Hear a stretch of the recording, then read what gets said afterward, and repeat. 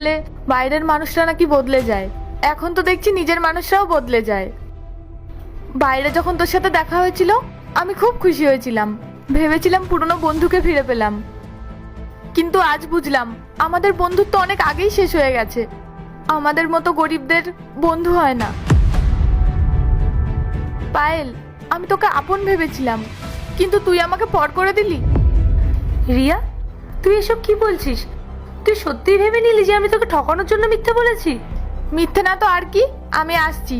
এমন মিথ্যেবাদী বন্ধুত্ব আমার আর দরকার নেই। দাঁড়া, তুই কি সত্যিই ভেবেছিস যে আমি তোকে ছোট করার জন্য নিজের পরিচয় লুকিয়েছি?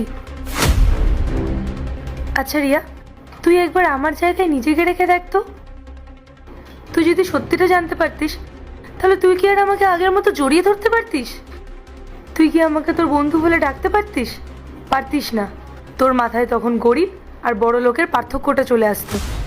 তুই হয়তো ভাবতিস যে আমি বসের সাথে কথা বলছি, লোকে কি ভাববে, সেই জন্য আমি নিজের আসল পরিচয়টা লুকিয়ে তোর কাছে মিথ্যে পরিচয় দিয়েছিলাম।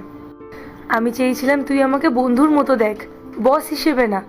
তোকে অপমান করা বা ছোট করার কথা কখনোই আমার মাথায় আসেনি।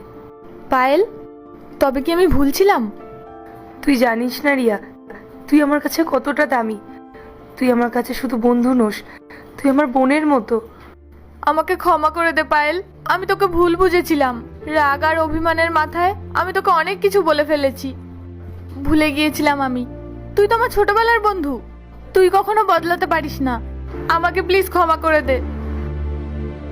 ধুর পাগলি, আমি কি তোকে কখনো কষ্ট দিতে পারি? ভগবান যেন তোর আরো অনেক উন্নতি করে, আর আমি তোকে কথা দিচ্ছি এই বন্ধুত্ব কখনো ভাঙবে না। তুই কোনো চিন্তা করিস না। তবে রিয়া, আমি তোকে কিছু বলবো না ঠিকই, কিন্তু আমার একটা শর্ত আছে। কি শর্ত? তুই যা বলবি আমি তাই মানতে রাজি। তোর জন্য আমি সব করতে পারি।